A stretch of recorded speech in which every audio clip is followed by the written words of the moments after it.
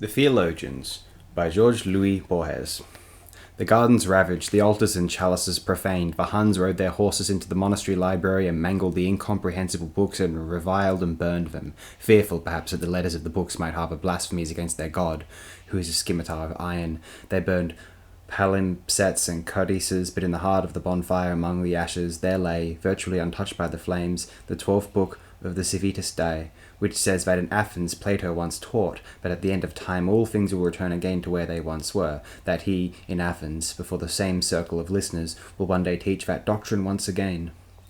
That text spared by the flames came to enjoy a special veneration. Those who read it and reread it in that remote province came to forget that the author put forth the doctrine only in order more roundly to refute it. 100 years later, Aurelian, bishop coadjutor of Aquileia, learned that on the banks of the Danube, the newborn sect called the Monotoni, also the Anulari, was claiming that history is a circle and that all things that exist have existed before and will exist again. In the mountains, the wheel and the serpent had supplanted the cross. Fear gripped all men's hearts, yet all were comforted by the rumour that John of Pannonia, who had distinguished himself by a treatise on the seventh attribute of God, was preparing to refute this abominable heresy.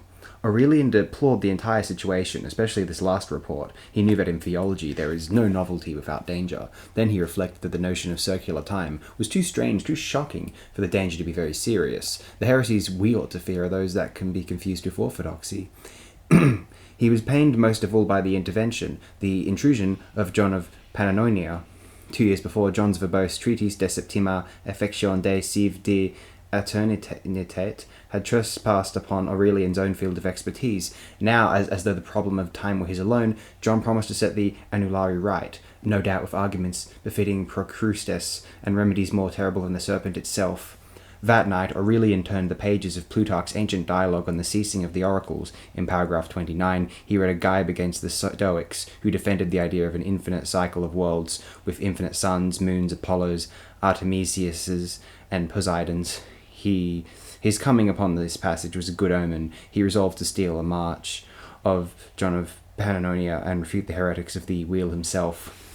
There are those who seek the love of a woman in order to stop thinking of her, to put her out of their mind. Similarly, Aurelian wanted to outstrip John of Pannonia, not because he wished to do him any harm, but in order to cure himself of the grudge he held for the man. His temper cooled by mere labour, by the crafting of syllogisms and the invention of contumely, by the negos and autems and necaquams, the rancour dropped away. He constructed vast labyrinthine periods, made impassable by the piling up of clauses upon clauses in which oversight and bad grammar seemed manifestations of disdain. He crafted an instrument from cacophony. He foresaw that John would thunder down on the Anulari with the gravity of a prophet, resolved to come at the problem from a different tack. He himself chose derision. Augustine had written that Jesus was the straight path that leads men out of the circular labyrinth in which the impious wander. Aurelian, in his painstakingly trivial way, compared the impious with Ixion, with Prometheus' liver, with Sisyphus, with that king of Thebes who saw two suns, with stuttering, with parrots, mirrors, echoes, mules chained to treadmills, and two-horned syllogisms. The heathen fables had managed to endure, though reduced now to decoration. Like all those who possess libraries, Aurelian felt a nagging sense of guilt at not being acquainted with every volume in his. This controversy allowed him to read many of the books that had seemed to reproach his neglect. Thus it was that he inserted into his text a passage from Origen's De Principiis, in which Origen denies that Judas Iscariot will sell the Lord again, that Paul will once more witness Stephen's martyrdom in Jerusalem, and another passage from Cicero's Academia Praeoria, in which Cicero mocks those who dream that while Cicero is speaking with Lucullus, other Luculluses and other Ciceros, infinite in number, speak precisely the same words in infinite identical worlds. He also scourged the monotony with that text from Plutarch on the obsolescence of the oracles, and decried the scandalous fact that the lumen natura should mean more to an idolater than the word of God to the monotony. The labour of composition took Aurelian 9 days. On the 10th, he received a copy of the refutation written by John of Pannonia. It was almost ludicrously brief. Aurelian looked at it with contempt, and then with foreboding. The first section glossed the closing verses of the 9th chapter of the Epistle to the Hebrews, which say that Jesus has not suffered many times since the foundation of the world, but has been sacrificed now, once, in the end of the world. The second section cited the biblical injunction concerning the vain repetitions of the heathens, Matthew 6:7, and that passage from the 7th book of Pliny which praises the fact that in all the wide universe there are no two faces that are the same, John of Pannonia declared that no two souls were the same either, and that the basest sinner is as precious as the blood shed for him by Jesus Christ. The act of a single man, he said, weighs more than the 9 concentric heavens, and to think erroneously that it can be lost and then return again is naught but spectacular foolishness. Time does not restore what we lose. Eternity holds it for glory and also for the fire. John's treatise was limpid, universal. It seemed written not by a particular person, but by any man, or perhaps all men. Aurelian felt an almost physical sense of humiliation. He considered destroying or reworking his own manuscript. Then, with grudging honesty, he sent it off to Rome without changing a letter. Months later, when the Council of Pergamo was convened, the theologian entrusted with refuting the errors of the Monotony was predictably John of Pannonia. His learned, measured refutation was the argument that condemned the heresiarch Euphorbus to the stake. "This has occurred once and will occur again," said Euphorbus. "It is not one pyre you are lighting, it is a labyrinth of fire. If all the fires on which I have been burned were brought together here, the earth would be too small for them, and the angels would be blinded. These words I have spoken many times." Then he screamed, for the flames had engulfed him. The wheel fell to the cross, but the secret battle between John and Aurelian continued. The two men were soldiers in the same army, strove for the same prize, fought against the same enemy, yet Aurelian wrote not a word that was not aimed, however unconfessably, at besting John. Their duel was an invisible one, if I may trust the swollen indices of Migne's patrology. Not once does the other man's name figure in the many volumes of Aurelian's work collected therein for posterity. Of John's writings, only 20 words have survived. Both men deplored the anathemas of the Second Council of Constantinople. Both persecuted the Arians, who denied the eternal generation of the sun. Both attested to the orthodoxy of Cosmos Topographia Christiana, which taught that the earth is foursquare, like the Jewish tabernacle. Then, unfortunately, another tempestuous heresy spread to those four corners of the earth. Spawned in Egypt or in Asia, for accounts differ, and Bousset refuses to accept Harnack's arguments. The sect soon infested the eastern provinces, and sanctuaries were built in Macedonia, Carthage, and Treves. It seemed to be everywhere. People said that in the Diocese of Britain, crucifixes had been turned upside down, and in Caesarea, the image of the Lord had been supplanted by a mirror. The mirror and the obolus were the emblems of these new schismatics. History knows them by many names: Speculari, Abysmali, Cainito, but the most widely accepted is Histrioni, the name that Aurelian gave them, but they defiantly adopted for themselves. In Phrygia, they were called the Simulacra, and in Dardania as well. John of Damascus called them forms. It seems only right to point out that Earthjord thinks the passage apocryphal. There is no heresiologue who does not express shock as he recounts their wild customs. Many histrioni professed asceticism, some mutilated themselves, like Origen, others lived underground in the sewers, others put out their own eyes, still others, the Nebuchadnezzars of Nitria, grazed on grasses like the oxen, and their hair grew like the eagles. For mortification and severity, they sometimes graduated to crime. Certain communities tolerated theft, others homicide, others sodomy, incest, and bestiality. All were blasphemous. They cursed not only the Christian God, but even the arcane deities of their own pantheon. They plotted together to write sacred texts, whose disappearance is a great loss to scholars. In 1658, Sir Thomas Browne wrote the following: "Time has annihilated the ambitious histrionic gospels, although not so the insult says, with their impiousness was scourged." Earthjord has suggested that these insults, preserved in a Greek codex, are themselves the lost gospels. Unless we recall the histrionic cosmology, such a suggestion is incomprehensible. In the Hermetic books, it is written that things below us are as things above, and things above as things below. The Zohar tells us that the lower world is a reflection of the higher.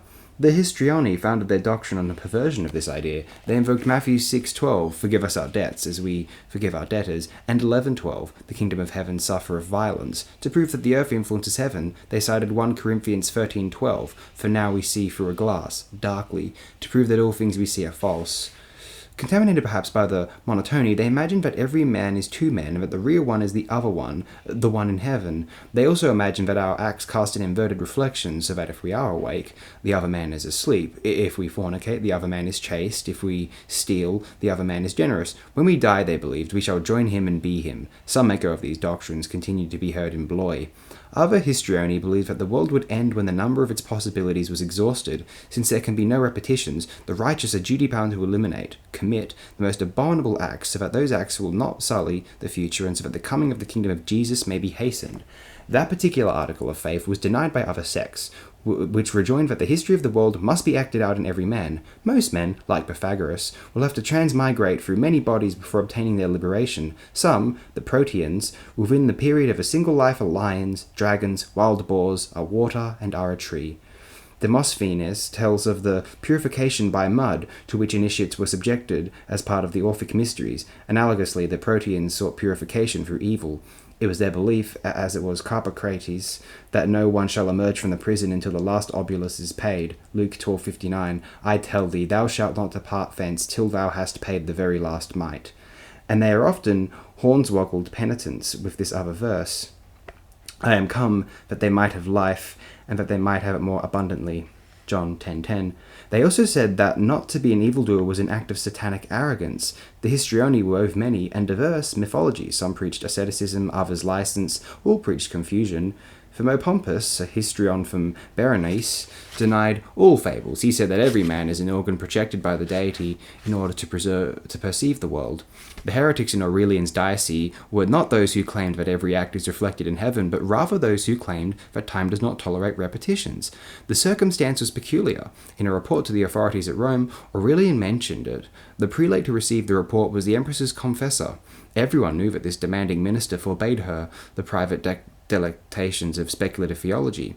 His secretary, formerly one of John of Pannonia's collaborators, had now fallen out with him, was famed as a most diligent inquisitor of heterodoxies. Aurelian added an explanation of the histrionic heresy, as it was contained in the conventicles of Genoa and Aquileia. He wrote a few paragraphs. When he tried to write the horrible thesis that no two moments are the same, his pen halted. He could not find the necessary words. The admonitions of the new doctrine were too affected and metaphorical to be transcribed. Wouldst thou see what no human eyes have seen? Look upon the moon. Wouldst thou hear what no ears have heard? Hearken to the cry of the bird. Wouldst thou touch what no hands have touched? Put thy hand to the earth. Verily I say unto thee, that the moment of God's creation of the world is yet to come. Then suddenly a sentence of 20 words came to his spirit. With joy he wrote on the page. Immediately afterward, he was disturbed by the sense that it was someone else's. The next day, he remembered. He had read it many years ago in the Adversus Annularis, composed by John of Pannonia. He ferreted out the quotation. There it was. He was torn by uncertainty. To alter or omit those words was to weaken the force of the statement. To let them stand was to plagiarize a man he detested. To indicate the source was to denounce him. He pleaded for divine aid.